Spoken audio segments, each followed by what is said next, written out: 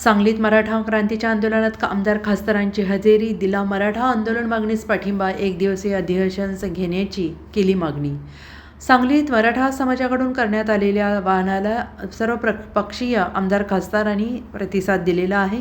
सांगलीत आयोजित उपोषणात सांगली जिल्ह्यातील आमदार खासदार यांनी सहभाग घेत मराठा आंदोलनाला आणि आरक्षण मागणीला समर्थन दिलेलं आहे.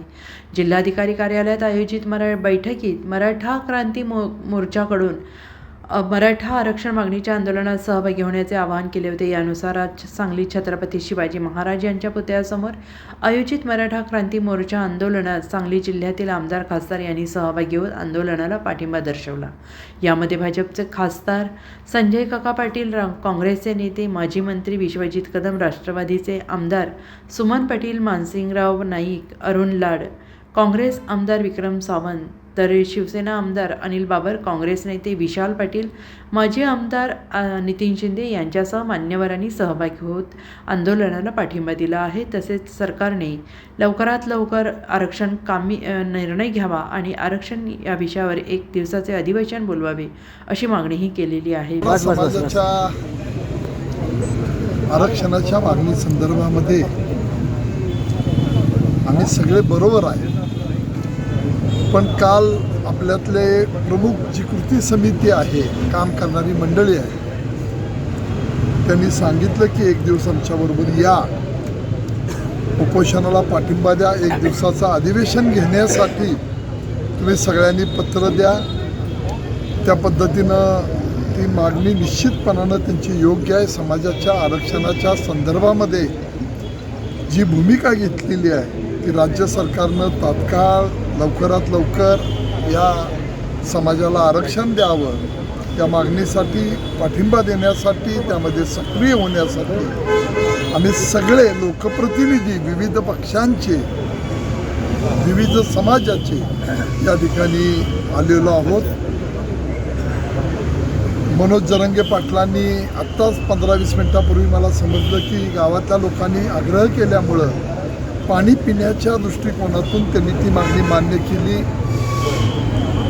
बैठक चालू आहे, उपसमितीची बैठक चालू आहे. सकाळी आयोगांच्या बैठका सुरू होत्या, तेव्हा त्याच्यामध्ये राज्य सरकारवर आणि केंद्र सरकारवर निश्चितपणानं आम्ही सगळे मिळून त्यांना आग्रहाची भूमिका घ्यायला भाग पाडू की या समाजाला आणि विविध समाजांच्या ज्या मागण्या आहेत त्याही बाबतीमध्ये आम्ही आरक्षण देण्याच्या संदर्भामध्ये निश्चितपणानं आग्रही भूमिका घेऊ. ही ग्वाही या निमित्तानं देतो. या सगळ्या प्रकरणामध्ये आपण पाहिलं तर हे निर्णय आता लवकर होणं गरजेचं आहे. कुठल्याही समाजाला त्याचं आरक्षण धनगर समाजाने मागितलेलं आहे, बाकीच्या समाजांचं आहे, त्या बाबतीमध्ये निश्चितपणानं त्याही मागण्या पूर्ण करण्याच्या दृष्टिकोनातून सरकारनं प्रयत्न करावेत.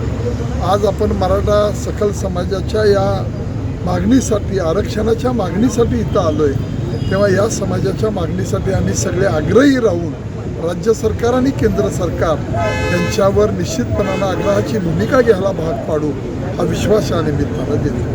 जरांगे पाटलांनी मराठा समाजाच्या आरक्षणासाठी आंदोलन सुरू केलेलं आहे. त्या आंदोलनाचा दुसरा भाग सुरू झाला आणि सांगली जिल्ह्यामध्ये त्यांना पाठिंबा देण्यासाठी आपण सर्वजण इथं उपस्थित राहिलो.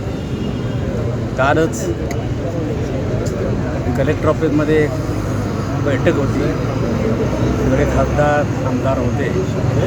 त्यावेळेला समन्वय समितीचे सगळे लोक तिथं भेटायला आले आणि त्याने अत्यंत आकडेवारीसह कसं मराठा समाजावर अन्याय होतो आहे याची माहिती दिली आणि आपण तातडीनं त्यामध्ये लक्ष घालायला पाहिजे असं सांगितलं. सगळ्यांना आम्ही सर्व मंडळीने ते ऐकून घेतलं आणि त्याच्यापेक्षासुद्धा जे आकडेवारी बघितल्यानंतरसुद्धा असं लक्षात आलं की खऱ्या अर्थानं आपण मराठा समाज गरीब आहे, आपण त्या समाजातले जे आहे, आपण रोज बघतो आहे, त्याच्यापेक्षासुद्धा आकडेवारीनं शास्त्रशुद्ध बघायला मिळालं. आणि त्याच्यानंतर मग त्यांनी अशी मागणी केली की तुम्ही त्यासाठी काय करणार आहे. 2 गोष्टी तरी तातडीने करायला पाहिजेत की जरांगी पाटलांचं उपोषणाच्या दृष्टीनं तुम्ही एक दिवस आमच्याबरोबर राहिलं पाहिजे आणि त्या जरांगी पाटलांच्या उपोषणाच्या दृष्टीनं 1 दिवसाचं अधिवेशन विधानसभेचं बोलवावं असं सगळ्या आमदारांनी मागणी करावी. आम्ही तिथल्या तिथंच सगळ्या आमदारांनी पत्र तयार करून काल पत्र पाठवलं आहे. उद्या पुन्हा मुंबईला जाऊन त्याचा पाठपुरावा करायचा असा प्रयत्न करतो आहे. पण त्याच्याबरोबर हे सगळ्यात महत्त्वाचं आहे की जरांगी पाटलांची प्रकृतीसुद्धा आता नाजूक अवस्थेत आहे. तर उपोषण सोडण्याबरोबर त्यांच्या प्रकृतीची सुद्धा काळजी आपण सगळ्यांनी केली पाहिजे. शासनाच्या हे सुद्धा लक्षात आणून दिलं पाहिजे की त्यांची प्रकृती तितकीच महत्त्वाची आहे. तर त्या दृष्टीनं आपण आरक्षणाच्या बाबतीमध्ये गतीनं निर्णय करणं गरजेचं आहे. मला वाटतं सगळ्यांची जी भावना आहे तीच आम्हा सर्व लोकप्रतिनिधींची भावना आहे आणि उद्याच आम्ही त्या बाबतीत मुख्यमंत्री उपमुख्यमंत्र्यांना भेटून लोकांच्या भावना त्यांच्यापर्यंत पोहोचवायच्या आहेत आणि अधिवेशनसुद्धा 1 दिवसाचं कसं घेता येईल या दृष्टीनं निश्चितपणानं प्रयत्न केला जाईल. मराठा समाजाच्या आरक्षणासंदर्भात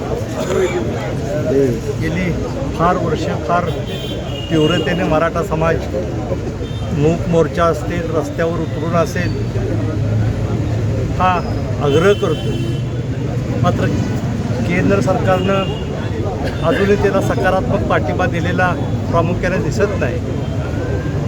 फार पूर्वीपासून हा समाज शेतीवरती अवलंबून आपली गुजराण करतो आणि अशा त्या मराठा समाजाला आरक्षण मिळणं हे खऱ्या अर्थानं गरजेचं आहे. त्यासाठी सगळे संघर्ष करतात. राजकीय पार्श्वभूमी बाजूला ठेवून एक मराठा म्हणून आम्ही सगळे प्रयत्न करतो आहे. याला केंद्र सरकारनं सकारात्मक विचार करून याच्यावरती योग्य तो निर्णय घ्यावा ही अपेक्षा आमच्या सगळ्या लोकप्रतिनिधींची आहे आणि त्याला त्यांनी सकारात्मक पावलं उचलावीत ही अपेक्षा आहे. प्रतिनिधी म्हणून आपण सहभागी झालेला आहे मराठा आंदोलनामध्ये. नेमकी भूमिका काय आहे आपली आणि आपल्या पक्षाची? सांगली जिल्ह्यातील आम्ही लोकसभा आणि विधानसभेचे सदस्य हे आम्ही नेहमीच सांगली जिल्ह्यातील व महाराष्ट्राच्या सर्व मराठा बांधवांच्या सोबत खंबीरपणे उभे राहिलेलो आहोत. इतिहास त्याला साक्ष आहे आणि दुर्दैवाने गेल्या काही महिन्यांपासून जी परिस्थिती उद्भवली आहे आणि मराठा समाजाचे आमचे एक सर्वसामान्य कुटुंबातील शेतकरी कुटुंबातील एक जालन्यातील आमचे कार्यकर्ते आमचे सहकारी बंधू मनोज जरांगे पाटील यांनी जे मराठा आरक्षणासाठी जो काही लढा पुकारलेला आहे त्या लढ्याच्या बाबतीतसुद्धा आज आम्ही सांगली जिल्ह्यातले सर्व लोक एकत्रित होऊन आम्ही इथे मनोज जरांगे पाटील यांना पाठिंबा देण्याकरता सर्व लोकप्रतिनिधी आणि सकल मराठा मोर्चाचे कार्यकर्ते आम्ही एकत्रित येऊन 1 दिवसाचं लाक्षणिक उपोषण या ठिकाणी आम्ही त्याच्याकरता बसलेलो आहोत. मनोज जरांगे पाटील यांना तर जाहीर पाठिंबा आमचा आहेच, त्याचबरोबर महाराष्ट्रातील तमाम आमच्या मराठा बांधवांना त्यांच्या आरक्षणाच्या या लढाईसाठी आमचा पाठिंबा आहे. कुठल्याही बाबतीमध्ये ओबीसी समाजाच्या या आरक्षणाला धक्का न लागता मराठा समाजातल्या बांधवांना हा न्याय तातडीने राज्य सरकारने व केंद्र सरकारने जातीने लक्ष घालून या ठिकाणी आमच्या बांधवांना न्याय दिला पाहिजे ही आमची ठाम भूमिका आहे. आणि हा मराठा बांधवांना न्याय मिळेपर्यंत आमचा हा लढा आमचे बंधू मनोज जरांगे पाटील यांच्या पाठीशी खंबीरपणे उभे राहून आम्ही तो करत राहू. सांगली जिल्ह्यातील आणि महाराष्ट्रातल्या आमच्या मराठा बांधवांच्या सोबत खंबीरपणे उभे राहून करत राहू. Bureau report SBN Marathi Sangli.